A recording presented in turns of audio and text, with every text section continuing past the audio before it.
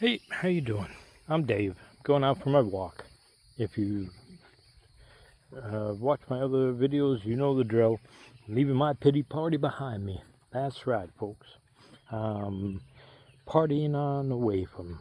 No, yeah, that's a horrible accent. Hi. Hey. So,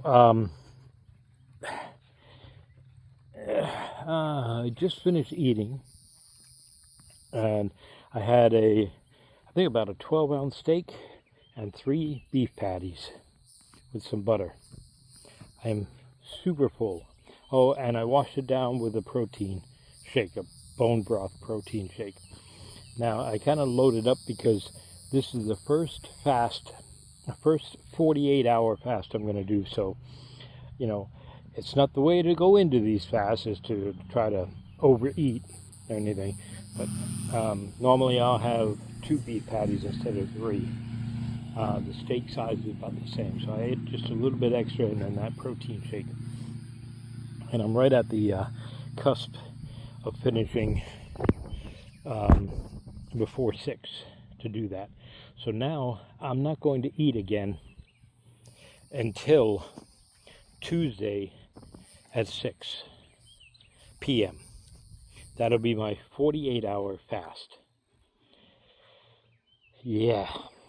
So I've done 40 hours, so, what's a mere, I've done, I think, 42 hours is my record. So what's a mere extra 8 hours or 6 hours, right? We're going to see. Let me know as you hit that like button down below if you guys have done a 48-hour, 72-hour. That'll be my next task. Now this, I've stepped up my fasting. Now I do this twice a week, as in 148-hour, and then I was doing 140 and 124-hour, or 130. Now my goal is to do the 48-hour, and then I'll do another 36-hour. And then the rest of the weeks are between 16 and 18-hour fasts. Those are almost like my normal eating window. That way, so I'm not overdoing it. But the effects on autophagy and the other things that go on with these little bit extended, longer fasts are just incredible from everything that I'm reading and watching. Now, I know I can make a 48-hour one and stuff. I want to get up to doing a 72-hour, at least a 72-hour once a month, if not once every 2 weeks, as another way to really kick the cleaning out of my body of all the zombie cells. Yes, there's cells that are actually called zombie cells, and all the dead cells and the ones that aren't as efficient as they should be. So doing that really cleans it out so that my body can work more efficiently and burn fat better. So these are the things that I'm working on with the fasting. Have you guys ever done any 48-hour fasts or 72-hour fasts? Let me know down in the comments as you hit that like button. Don't forget to subscribe, all that stuff. The other thing that I wanted to talk about is the amount that I think, on paper, for my disabilities or my issues, let's call it that, because I have issues with calling myself disabled. I don't like doing that, even though, let's face it, I walk with a cane.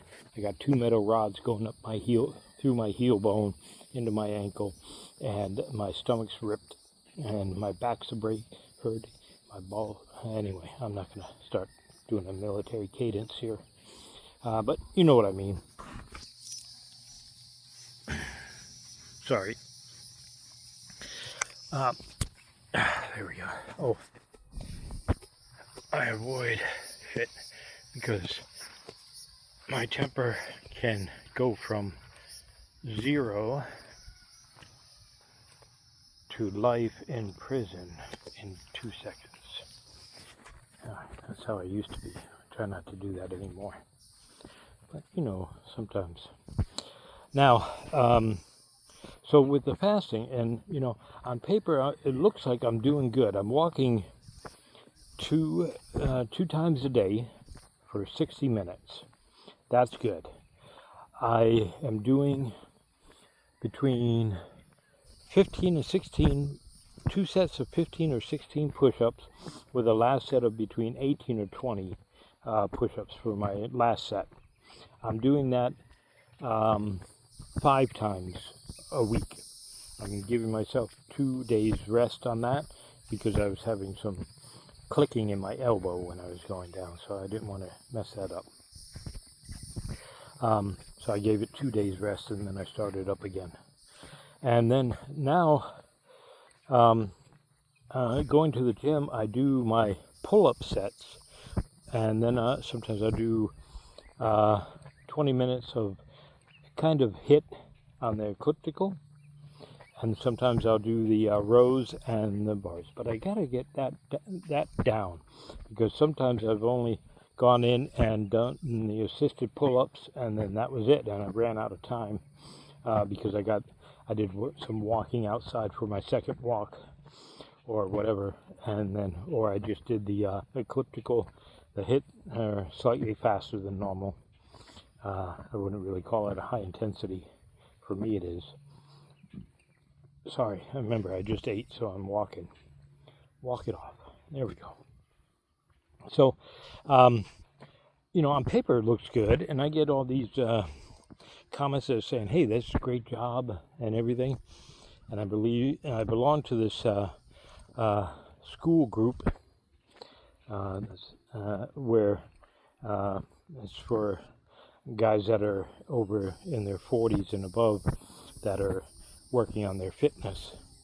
And I get accolades and stuff. Hey, good job for everything that you're going around. Good job. And yes, I know it's a good job. I'm doing a good job. All what do you mean they call it? All in, swollen head of myself. All uppity on myself. No, I don't like doing that. But I feel like I am not giving it my all. I feel like I should be doing better. Does that make sense? I feel like I'm not doing enough. I also feel like my bandwidth to do all this stuff is shrinking.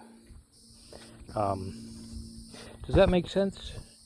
Am I my biggest critic? Oh, definitely. I know that for sure. But I feel like besides the push-ups, because I finished the set off with pretty much failure. So I'm shaking, I can't even get another one out. But I'm pushing myself on that. I never really want to do it. I know I got to do it, but so in the morning after my walk, I go in and I do these push-ups right away. I was doing band resistance and some dumbbell curls, but I'm not doing them as often as I should. I'm trying to get together some sort of program. And, one thing that a lot of these fitness gurus say that is actually true is that you need to take a notebook or you need to journal and document your progress and stuff. I need to do that. I need to get a routine down and document it and say, okay, this today, like I do with my walking, right? Because I have my steps counter and stuff like that. And, I'm going out. I know I put in my timer and it says I'm walking for an hour, right? So I know I'm doing that. But I need to journal and take notes about my progress with my push-ups and with my butterfly kicks. So I am starting on Monday. Now, with my fast being what it is, I'm not sure how that's going to affect my butterfly kick protocol that I'm implementing on Monday. It's tomorrow, because I'll be in the first day of my 48-hour fast. So I am going to be doing butterfly kicks. Monday is the first part. It's basically taking the same protocol as the evil push-up program, the evil Russian push-up program. There we go, I got it. And I'm taking the same protocol, but I'm doing it with butterfly kicks. Now it's going to take me longer to do it because I can do about 110, 125 butterfly kicks. Yeah, I was saying butter kicks, wasn't I? So I can do that, and then the first thing you take is a percentage of that, and then you do those every hour on the day one.